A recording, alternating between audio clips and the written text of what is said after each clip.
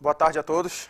Eu me chamo Caio Freitas e eu vou apresentar para vocês agora o meu trabalho de PIBIC que se durou durante esse tempo dessa bolsa. O tema do meu trabalho é efeitos ecológicos da urbanização da fauna de répteis e anfíbios do Parque Ecológico Gunnar Wingren e adjacências, Belém, Pará, Brasil. Para a gente entender a problemática desse trabalho, é importante que a gente faça algumas ressalvas e puxe algumas coisas. Por exemplo, para a gente entender, a gente tem que saber os efeitos da urbanização num todo. A urbanização, ela tem andado com uma expansão muito rápida e desordenada, de maneira desordenada.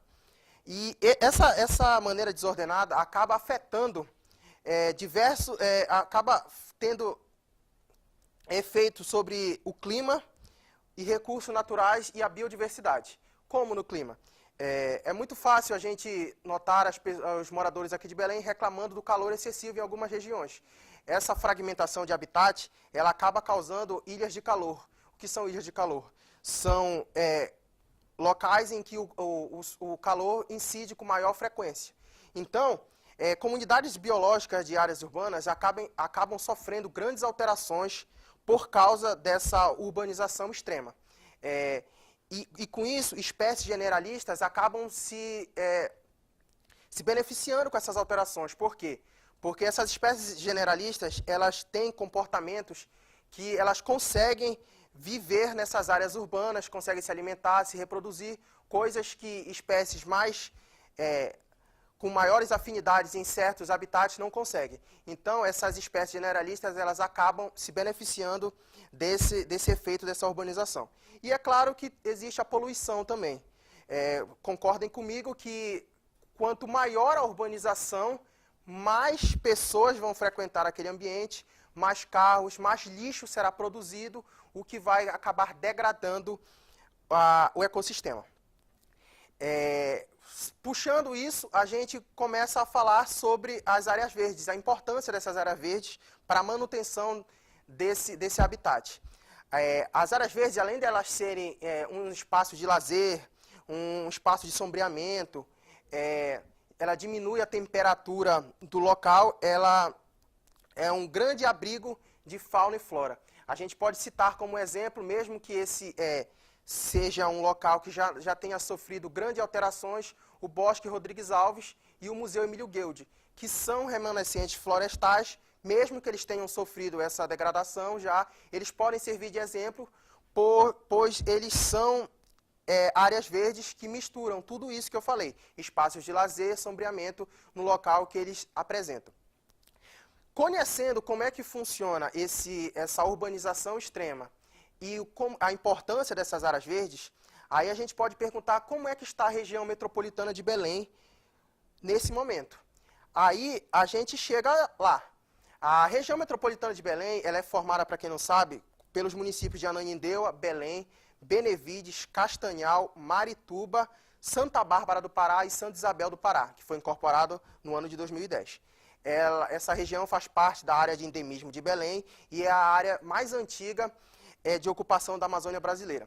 Como vocês podem ver na imagem que a gente colocou aqui, isso foi um estudo do desmatamento na região metropolitana a partir do ano de 1986 até o ano de 2001.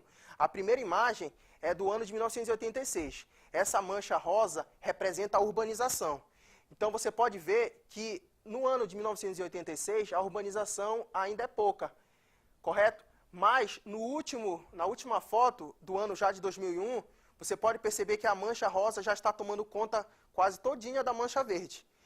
Vale ressaltar que, principalmente nessa região aqui, que é a região 1, que é a região do município de Belém, você já vê a mancha rosa tomando conta de toda a parte verde.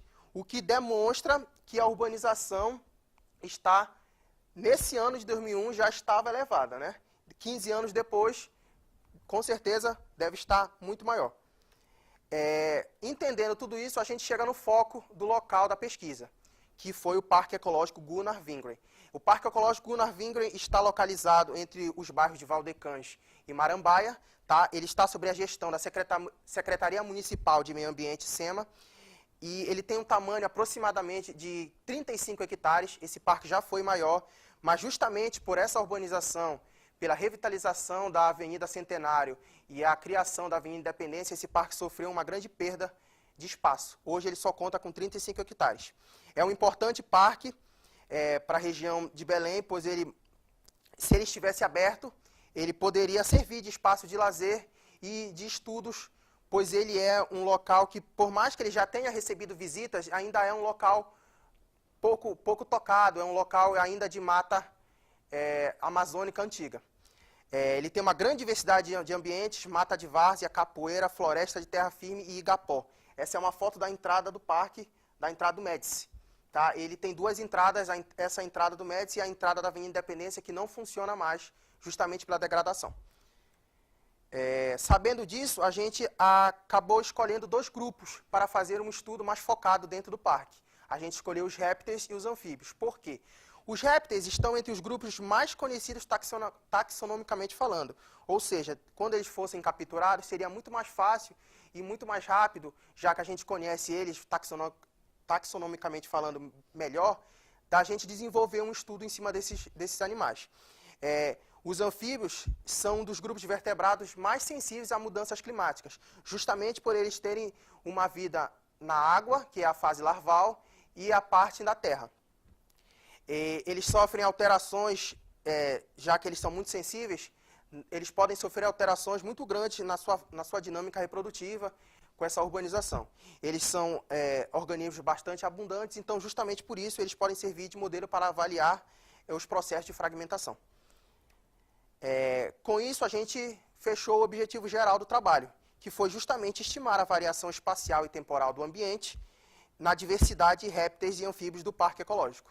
Com isso, a gente montou nossos objetivos específicos, que foi descrever a variação espacial e temporal de fatores abióticos dentro do parque ecológico, Gunnar, e evidenciar possíveis gradientes ambientais ao longo deste fragmento ambiental. A gente também vai estimar a riqueza, abundância e composição desses répteis e desses anfíbios dentro do parque, além de avaliar a relação entre as variáveis ambientais e as variáveis abióticas. E também, obviamente, identificar possíveis efeitos da urbanização sobre esses dois grupos de anfíbios e répteis. Essa é uma foto de satélite do espaço do parque. Tá? Você pode ver que ele está sendo totalmente esmagado pela urbanização. Esses são os bairros da Marambaia e de Valdecães. Tá? Você pode ver nesses pontos, são as 6 parcelas que nós montamos dentro do parque. Vale ressaltar que essa parte em vermelho demarcado é o parque hoje. Tá? Essas 4 parcelas que estão de fora já fazem parte das adjacências que a gente falou, que é justamente a Mata da Marinha. Tá? Esses pontos foram montadas, essas parcelas de 70 por 30 metros. Essas coletas elas foram divididas em 2 estações. Uma primeira estação seca, tá? Que ocorreu entre o dia 24/9 ao dia 1/10 de 2015, e a estação chuvosa, que ocorreu do dia 1º de fevereiro ao dia 16. A montagem dessas parcelas se deu no período diurno, justamente para que a gente mantesse a integridade do ambiente depois que a gente voltasse no período da tarde e no período da noite. Essas coletas, elas se davam nos horários das 2h30 às 16 e das 18h45 às 21 horas. Dentro dessas parcelas, a gente fez busca ativa e auditiva. O que é a busca ativa? A busca ativa, a gente mexe em folício, em tronco oco, em árvore, e a gente escuta a sonorização dos bichos e coleta eles. Após a coleta, esses bichos eram colocados dentro de sacos plásticos e na manhã seguinte eles eram levados para o laboratório da Universidade Federal do Pará, onde eles eram abatidos com anestésico e fixados em formol 10% e depois colocados em álcool 70%. Esses bichos já estão tombados e já estão no Museu Emílio Gueldi para possíveis estudos. Além dessas variáveis, a gente pesquisou também as variáveis ambientais, que foi umidade relativa do ar, que ela era medida no ponto central da parcela, temperatura do ar, que também era medida no ponto central da parcela, e a profundidade média da serrapilheira, que dentro dessa parcela de 70 por 30, a gente no início da parcela fazia uma medição com trena de 5 por 5 e coletava 4 pontos nas bordas e um central. E no final da parcela a gente fazia o mesmo trabalho, montava de novo a mini parcela dentro da parcela maior e também coletava a serrapilheira. Vale ressaltar que todas essas variáveis ambientais foram coletadas apenas no período diurno. Já com essas variáveis, a gente começou as análises de dados. Essas análises não foram terminadas ainda por falta de tempo, principalmente no que se diz respeito às análises das variáveis ambientais, mas a gente estimou a riqueza com o estimador Jackknife, tá? Que ele é importante para estimar a riqueza da herpetofauna como um todo.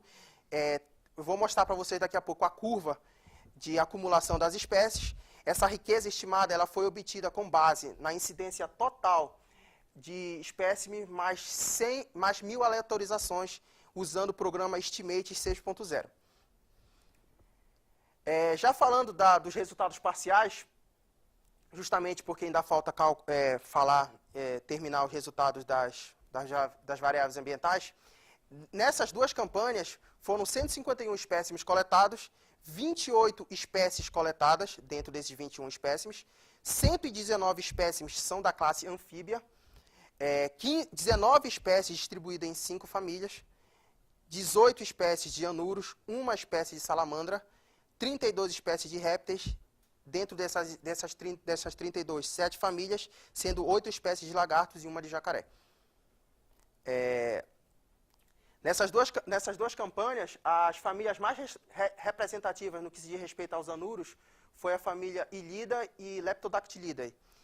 As espécies mais abundantes nessas duas campanhas foram Leptodactylus peters, Adenomera andrae e Ipsiboa geroinceps, com 51, 14 e 10, respectivamente, indivíduos coletados.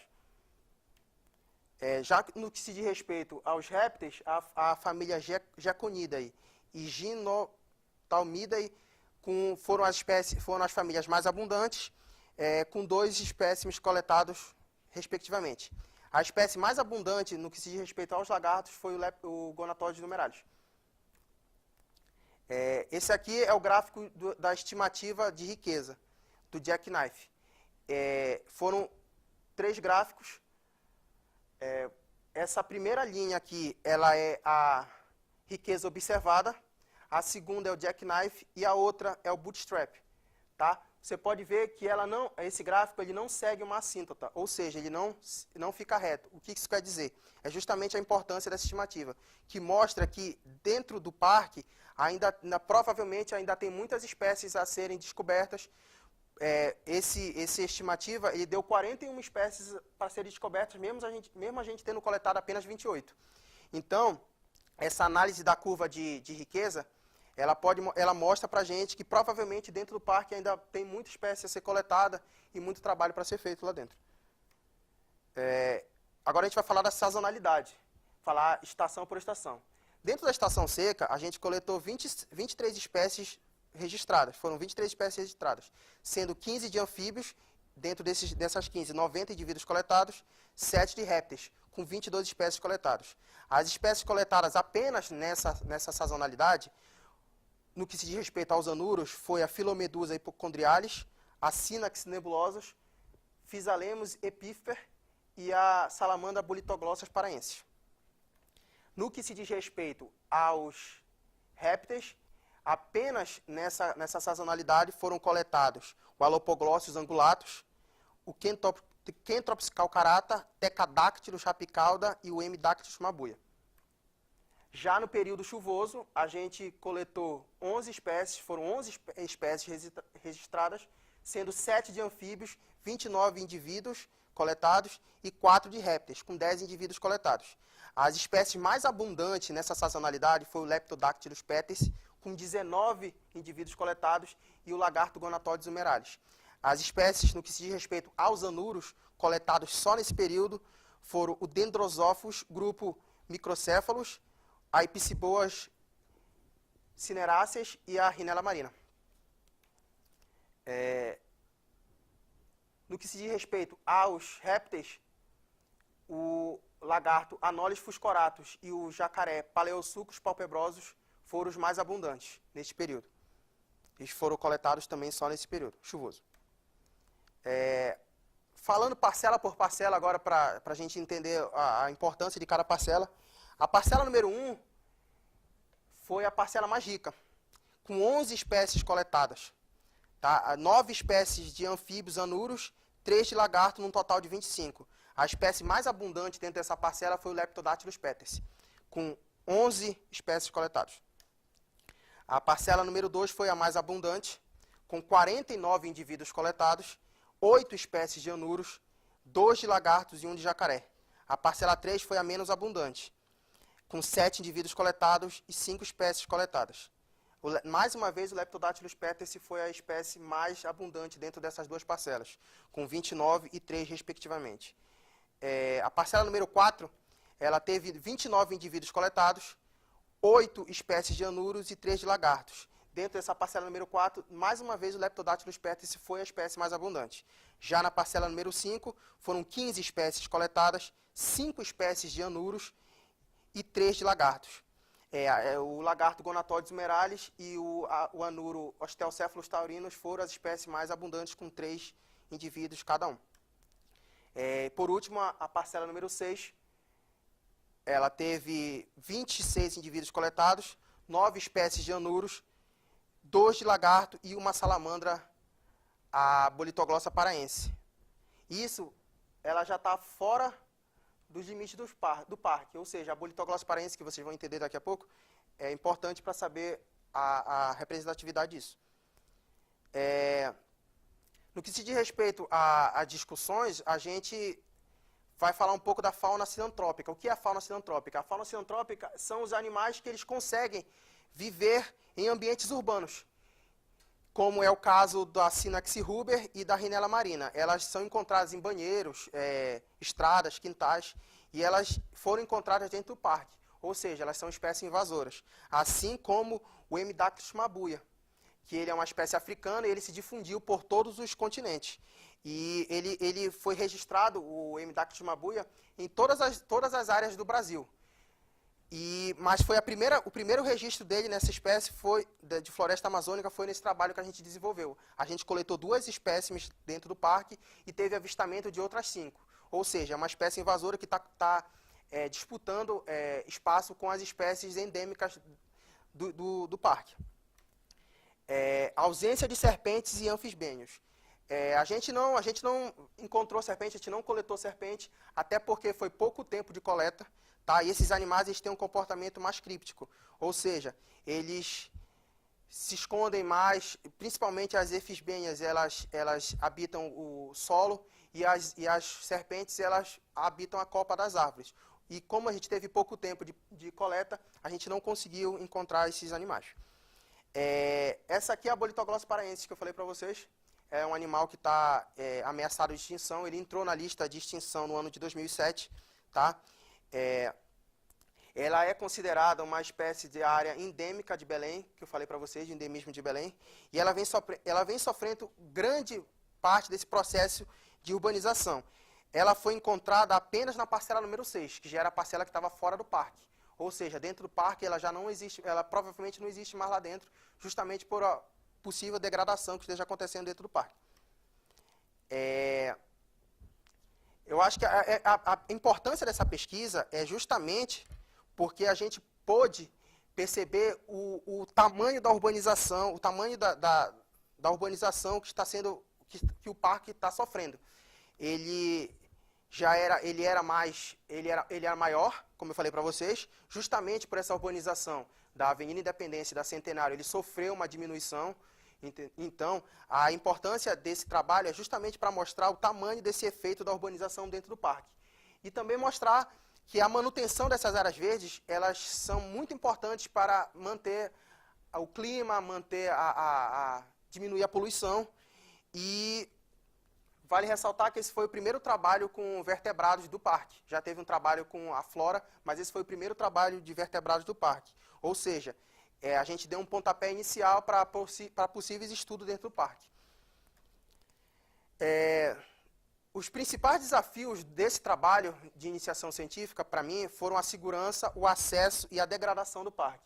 A segurança porque o parque, ele... Dentro existem assalto, ao redor existe assalto e normalmente os criminosos, eles correm para dentro do parque, porque ele estava abandonado, a entrada do Médici. Então, a segurança lá é muito falha. Tanto que para nossas coletas a gente contou com o apoio do batalhão ambiental que nos acompanhou em todas as coletas. O acesso é muito ruim. Como vocês podem ver, essa é a ponte principal do parque. Mais ou menos de 5 a 8 metros que você tem que ir de um lado para o outro. Ela está totalmente degradada. Já está sem os apoios, as tábuas aqui já estão faltando. E a gente teve que atravessar isso. Ou seja, foi muito ruim.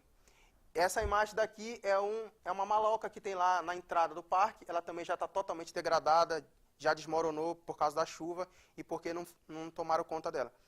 Então, a degradação do parque foi um dos principais desafios desse trabalho.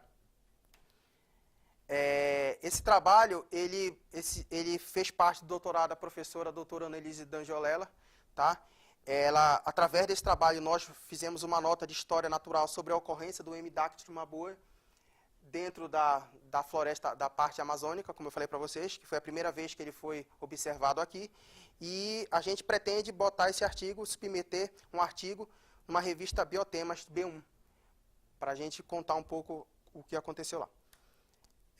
As referências. E eu queria agradecer ao professor orientador Leonardo Belo, à professora doutora Annelise D'Angiolela, que me ajudou muito. E ela me ensinou muitas coisas que eu vou levar para o resto da graduação. Eu sei que cometi algumas falhas, mas é normal.